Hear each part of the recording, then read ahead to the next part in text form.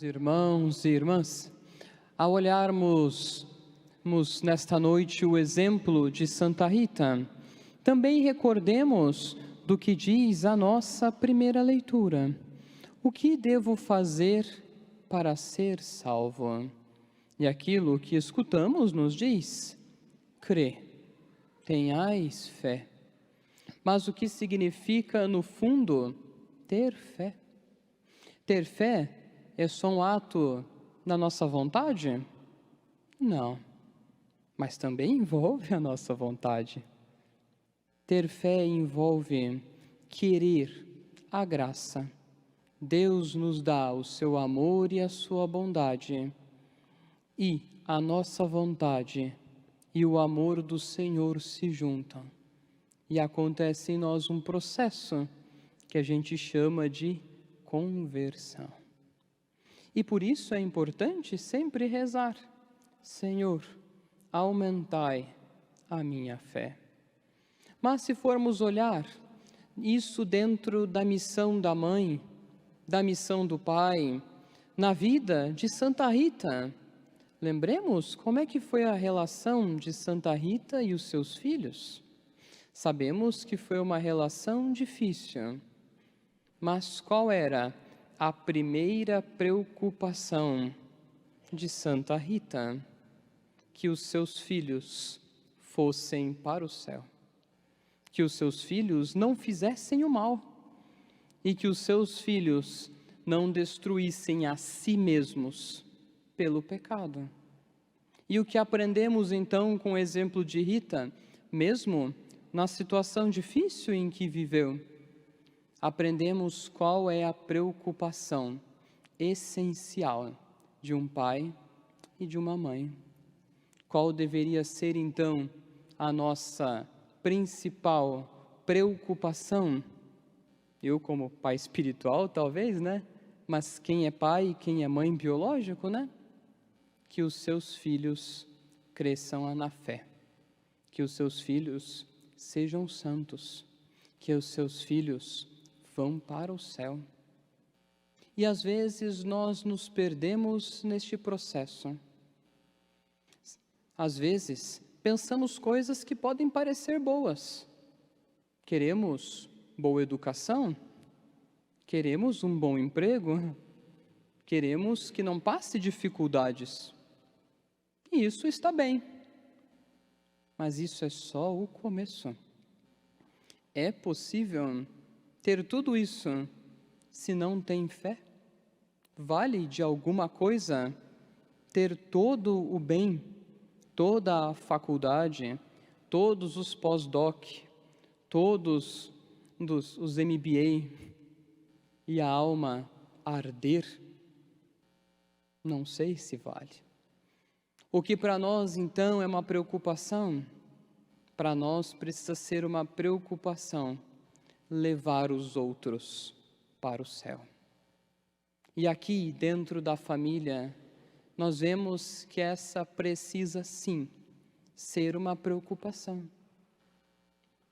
Como é que nas nossas famílias as nossas crianças estão sendo formadas? Para o mercado de trabalho? Sim, importante. Mas só? Ou estamos levando para dentro da nossa casa a educação para o céu? E aqui, caros irmãos e irmãs, vejamos o exemplo não só de Santa Rita, mas de todos os grandes santos que foram pai e mãe, os pais de Santa Teresinha, a família Uma, que vai ser ainda canonizada. Vemos algumas coisas que eram comuns a todas. Dentro de casa se rezava. Dentro de casa se falava de Cristo. Dentro de casa a fé era uma realidade. Portanto, a fé, a catequese, aprender não só com a cabeça as orações, mas amar não é algo somente da catequese de sábado e da missa de domingo. é todo dia em casa. Aprender a dentro de nossas casas a rezarmos juntos, antes das refeições, antes de dormirmos, mas a transmissão da fé e a busca que nossas crianças realmente entrem no céu começa com pai e com mãe. O que é ser mãe cristã, como Santa Rita foi? É se preocupar com o seu filho, não só na sua vida material, mas na sua vida no espírito. É se preocupar que cresça no amor, que cresça também no perdão. No fundo, se preocupar em que Deus faça a sua vontade. É aprender e a viver em casa aquilo que é o mais elementar da fé. Amar a Deus acima de todas as coisas. E aí, meus caros irmãos e irmãs, o quanto se torna importante nas nossas casas estarmos próximos um dos outros. Talvez não em quantidade, mas em qualidade. É dentro de nossas casas não deixarmos que a distração se torne algo normal. Que não sentar à mesa juntos se torne normal. Que assistir TV enquanto comemos se torne regra. Mas é estar em casa, vivendo totalmente um para o outro. E dentro disso, para os filhos. E nós vemos isso em toda a história da igreja. O que significa, então, educar? O que significa, então, ensinar? Se fosse só depositar o catecismo na cabeça da criança, era fácil. Mas não resolve. É preciso viver a experiência da fé e da verdade. E que verdade é esta? Que Cristo nos amou, que Cristo desceu dos céus e que Cristo fez tudo por nós. E aqui, os grandes santos, uma vez, cada um deles à sua maneira, chegou a se perguntar: o que significa então dizer que Deus te ama? O amor de Deus, irmãos, é infinito. E se é infinito, se só existisse você na face da terra, Deus continuaria tendo passado pela cruz. Porque o amor de Deus não pode ser dividido. Ele é infinito por cada um. E educar as nossas crianças, no fundo, é fazê-las perceber uma verdade fundamental. Deus me amou, me salvou, me redimiu, comprou a minha alma de novo. Afinal, a palavra redimir significa isso, comprar de volta. E Ele, ao fazer isso, nos trouxe uma nova vida. Essa nova vida a gente chama de vida no Espírito. E essa vida no Espírito se vive na fé. Portanto, se em nossas casas algo for transmitido que é: Deus ama a cada um, Deus nos salvou e Deus nos quer de novo com Ele. E aqui, caros irmãos e irmãs, está aquilo que talvez seja o mais essencial da Santa Missa.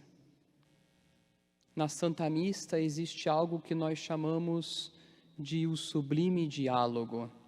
Isso estava nos oremos desses dias atrás da missa, nas orações. Por que o sublime diálogo? Porque aqui nós trazemos diante do altar a nossa vida, E se formos ser bem concretos no tema de hoje, a nossa família. E isso é elevado a Deus. Mas Deus também fala conosco. Fala pela palavra, fala pela homilia, fala pelas orações, fala pela experiência da comunhão íntima com Ele na Eucaristia.